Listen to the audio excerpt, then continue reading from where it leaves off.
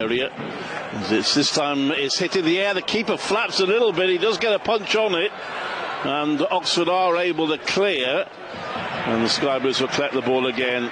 Window, he squares it for Chiozo. And Oxford now on the right-hand side. They're looking for openings. The Sky Blues at the moment prevent. Box is headed away by Kitchen. Van Avak gets it further away. It's lobbed back in. And the volley towards goal is miscued by Romeny.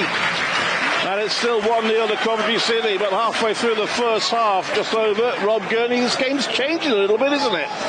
It has, yeah. I just wonder whether it is an element of complacency that's, crept into the Sky Blues play. I mean, having said that, Oxford had plenty of the ball and not done an awful lot with it, but like Oggy, I'm a bit old school, but the long throw.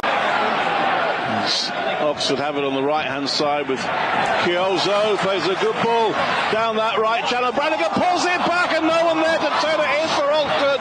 It's 11 minutes of normal time to half-time, but there should be, I would think, at least 3 or 4 minutes of first-half stoppage time as Romeny on a run here for Oxford. Threads it through to Poeta. He pulls it back, but there was no Oxford player there. I think he said one job to me as well. As the ball is now picked up by Oxford, and they now throw. It's a poor pass. It was aimed by Romeny at Poeta, but it was overhit and out for a Sky Blues throw. And there's this Jack Radoni's gone down again.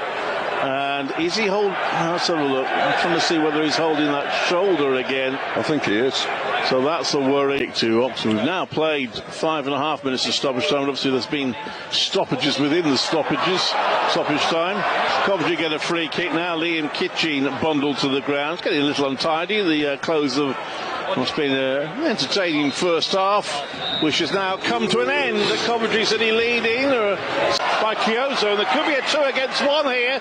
Van Avak trying to slow Poeta down, but he plays the ball forward, but the offside flag thankfully comes to the Sky Blues. It's on the opposite side of the ground to us, but it looked close certainly when Romeny is called offside. Well, Coventry getting the line right on the break. I mean, it's Van Avak at the back, which is always a good call. He's got plenty of pace. I don't know if he made the right decision to go to the ball when Plaqueta had it then. Grimes was recovering behind him, and what Grimes did well was to just hold his line, ensure that, I think it was Goodrum or Harris, one of the two, few passes at the back, went back to Dovin. They spread out or break off again. Well, Kitchen had his shirt pulled there, but doesn't get the free kick. And Poeta for Oxford, he must score, but not offside. It isn't. It's side-footed into the net, and Harris was standing right inside the 6-yard box with only one defender between him and the goal line, but presumably he wasn't deemed to be active, and the goal stands. Oxford United get an equaliser, which will be disputed. Oxford United 1, Coventry City 1. Right, it's against the run of play. I mean, sometimes on this left-hand side, Kitchen was caught at, Bidwell was forward, and it was a break down the left, down the right from Plaqueta, and then he just crossed it for Romeny to side foot in.